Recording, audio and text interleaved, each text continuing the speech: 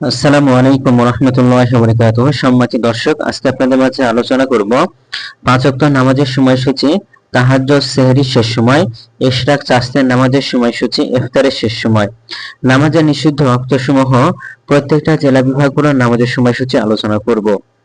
তো আজকে মঙ্গলবার 5 আগস্ট 2025 ইংরেজি, 21 শ্রাবণ 1432 বাংলা, 10 সফর 1447 হিজরি।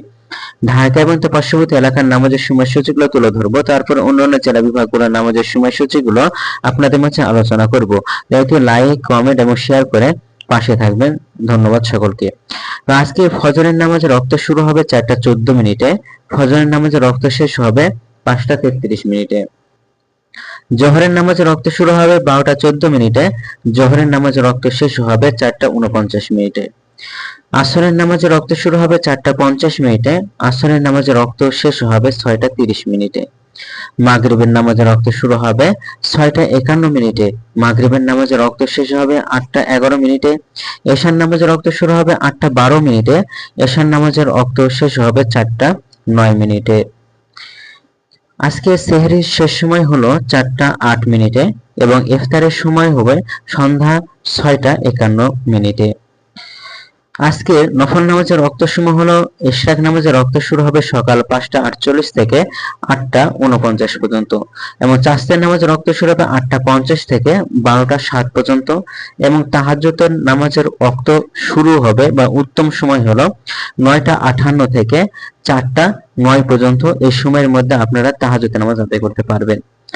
তো নিষিদ্ধ অক্তসমূহ হলো 3টার সময়, সকালে 5টা 34 থেকে 5টা 47 পর্যন্ত, দুপুরে 12টা 8 থেকে 12টা 13 পর্যন্ত এবং সন্ধ্যায় 6টা 31 থেকে 6টা 47 পর্যন্ত। এর মাঝখানে সময়গুলোতে আপনার কোন প্রকার নামাজ আদায় করতে পারবেন না। এখন আলোচনা করব বিভাগীয় শহরের জন্য উল্লিখিত সময়ের সঙ্গে যেসব বিভাগের সময় আপনার যোগ বিয়োগ করবেন তা হলো এই, অর্থাৎ ঢাকা এবং তার পার্শ্ববর্তী এলাকায় যে আমাদের সময়সূচি রয়েছে সেখান থেকে যেসব বিভাগ যোগ বিয়োগ করবেন। তো বিয়োগ করবেন চট্টগ্রামে 5 মিনিট এবং সিলেটে 6 মিনিট কম করবেন। ঢাকা এবং তার পার্শ্ববর্তী এলাকার যে নামাজের সময়সূচিটা রয়েছে সেখান থেকে চট্টগ্রামে 5 মিনিট এবং সিলেটে 6 মিনিট কম করে গণনা করবেন। যোগ করবেন খুলনাতে 3 মিনিট, রাজশাহীতে 7 minute, Rangpur 8 minute, Barishal 1 minute বেশি করবেন। ঢাকা এবং তার পার্শ্ববর্তী এলাকার যে নামাজের সময়সূচিটা রয়েছে সেখান থেকে খুলনাতে 3 মিনিট, রাজশাহীতে 7 মিনিট, রংপুর 8 মিনিট, বরিশালে 1 মিনিট বেশি করে গণনা করবেন, তাহলে কিন্তু হবে। তো আজকের ভিডিওটি আমাদের এই পর্যন্ত ছিল। সূত্রবল নিয়েছে ইসলামিক ফাউন্ডেশন থেকে। ভিডিওটি ভালো লাগলে অবশ্যই চ্যানেলটি সাবস্ক্রাইব করে পাশে থাকবেন। ধন্যবাদ সকলকে। আসসালামু আলাইকুম ওয়া রাহমাতুল্লাহি ওয়া বারাকাতুহু।